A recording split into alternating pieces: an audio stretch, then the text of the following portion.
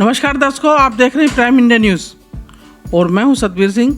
मैं इस समय पहुंचा हूं चिल्ला गांव, जहां पर वार्ड नंबर 3 ई में है और ये त्रिलोकपुरी वेस्ट में आता है एरिया।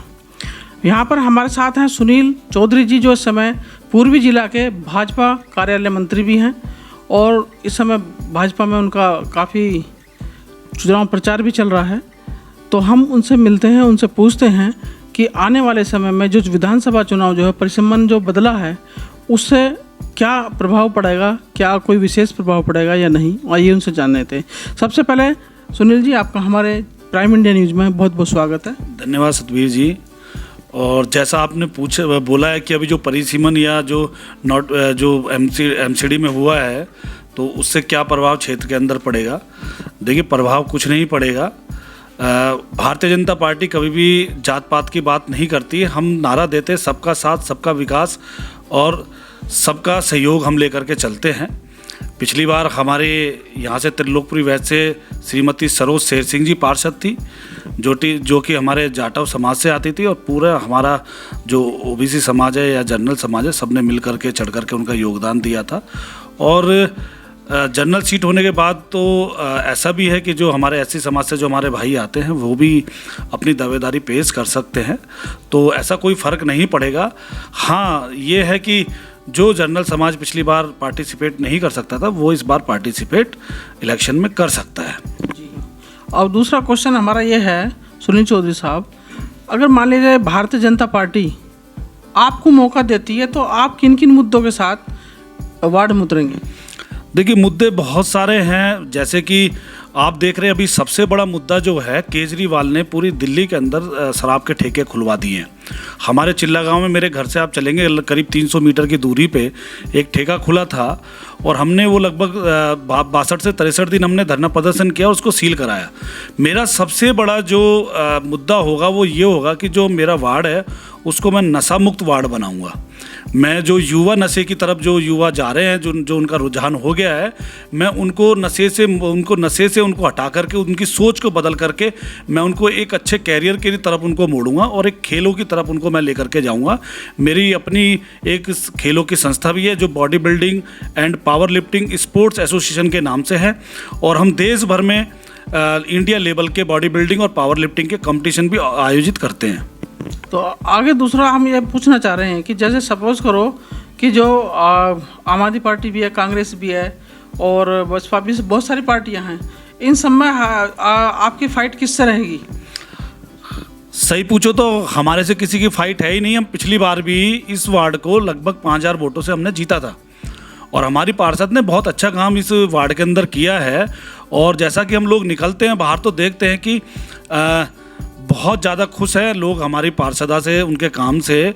और ईडीएमसी में हमेशा भारतीय जनता पार्टी नई नई योजना लेकर के आई है। जैसे पीछे आपने देखा है कि कूड़ेदानों में कॉम्पैक्टर मशीन्स लगी हुई है और अब कूड़ा जो है भाजपा के कार्यकाल में, जैसे पहले आप देखते थे कि कूड़ेदान से बाहर निकल जाता था, अब कहीं आप ऐसे कूड़ा रोड पर बिखरा हुआ नहीं देख रहे हैं। तो और ऊपर से हमारे देश के प्रधानमंत्री भाई नरेंद्र मोदी जी का तो जलवा पूरे विश्व भर में छाया हुआ है, तो हमारे से किसी की टक्कर है ही नहीं। हम इस बार कम से कम 8 से 10,000 वोटों से इस वार्ड को जीतेंगे। चलिए, अब दूसरा क्वेश्चन हम ये रखना चाहते हैं कि भाई आने वाला जो चुनाव है, जो चुनाव आएगा तो उसमें प्रतिद्वंदी विशेष कौन हो सकता है? देखिए, तो हमारे तो जो संगठन है, जो भाजपा संगठन है, सबसे बड़ी बात है संगठन सर्वोपरि है। हमारा भाजपा परिवार, हम सब एक परिवार के लोग हैं और इसमें प्रतिद्वंदिता है ही नहीं। जैसे आप देखते हैं कि एक परिवार में एक बुजुर्ग होता है और वो लोग आपस में बैठ कर के फैसला करते हैं कि भाई ये निर्णय हमने ले लिया है और अब बच्चे ये ऐसे काम करेंगे। तो उसी तरीके से भाजपा संगठन एक परिवार है और परिवार के मुखिया मिलकर के हमारे जो संगठन के उपरोक्त लोग हैं, जो मिलकर के जो डिसीजन ले लेते हैं, जो निर्णय कर लेते हैं और बोल देते हैं कि भाई आपको चुनाव में खड़ा होना है, तो पूरे भारतीय जनता पार्टी के कार्यकर्ता उनके साथ खड़े होकर के लग जाते हैं। जैसे कि अभी उत्तर प्रदेश में चुनाव चल रहे हैं, तो क्या आने वाले समय में 10 मार्च के बाद आपकी सीट, ये उत्तर प्रदेश में सीट भी घोषित हो जाएंगी, इस चुनाव का भी कोई प्रभाव देखने को दिल्ली में मिलेगा? बिल्कुल मिलेगा इसका प्रभाव देखने के लिए, क्योंकि हम भारी बहुमतों से लगभग चारों पांचों स्टेट में अपनी सरकार बना रहे हैं। योगी जी की 300 प्लस की सरकार आ रही है। उत्तराखंड में हम दोबारा रिपीट कर रहे हैं, गोवा में रिपीट कर रहे हैं, मणिपुर में रिपीट कर रहे हैं और पंजाब में भी पिछली बार से ज़्यादा अच्छा प्रदर्शन हम लोग करने जा रहे हैं। तो बिल्कुल उसका प्रभाव पड़ेगा। जब आप देखते हैं कि जब एक परिवार के अंदर एक बच्चा पास होकर के 90% मार्क्स लेकर के आता है तो जो दूसरा बच्चा पढ़ रहा होता है उसको भी उससे हौसला मिलता है और वो भी कोशिश करता है कि मेरे को भी 90% मार्क्स मैं भी लेकर के आऊँ और उसके आसपास के बच्चे जो होते हैं वो भी कोशिश करते हैं। तो बिल्कुल प्रभाव पड़ेगा। योगी जी की जीत का असर दिल्ली में भी पड़ेगा और योगी लहर दिल्ली में भी चलेगी और हम यहाँ भी भारी बहुमत से तीनों एमसीडी में काबिज होंगे और तीनों एमसीडी को जीतेंगे।